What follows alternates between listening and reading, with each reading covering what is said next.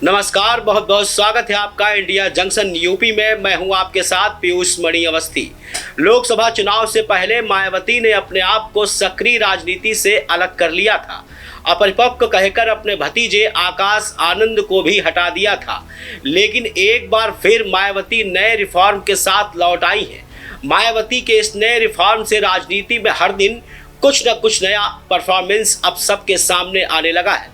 क्या है मायावती के एक के बाद एक ट्वीट आने के राजनीतिक मायने, हम दिखाएंगे इंडिया जंक्शन की स्पेशल रिपोर्ट में। नए अवतार में माया।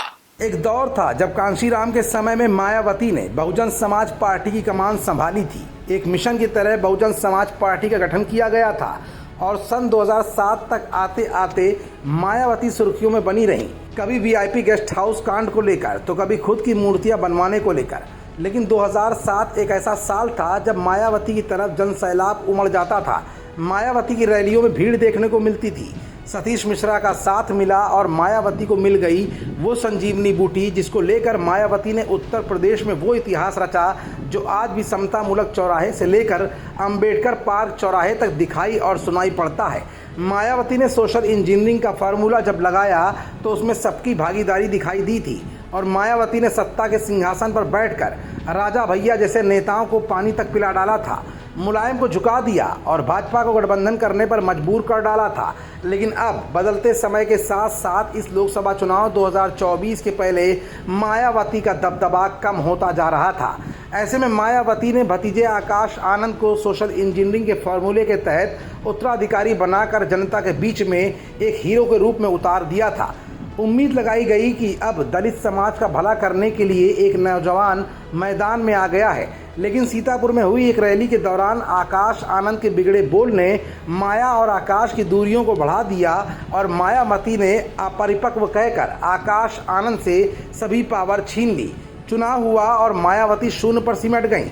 अब चुनाव बीत चुका है और मायावती की पार्टी का अस्तित्व तक खतरे में आने लगा है।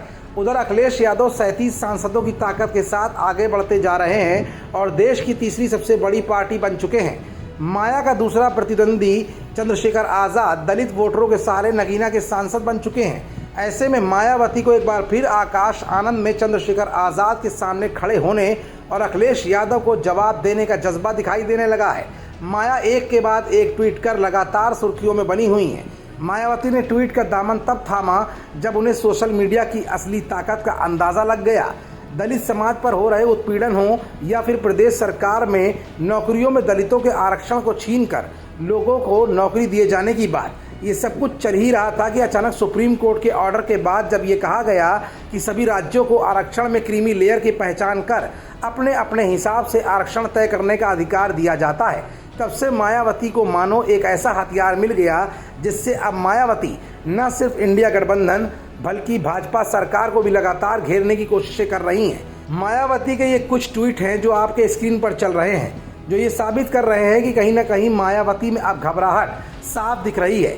यही नहीं, मायावती ने आकाश आनंद को दोबारा अवतरित कर आकाश को अब परिपक्व मान लिया है।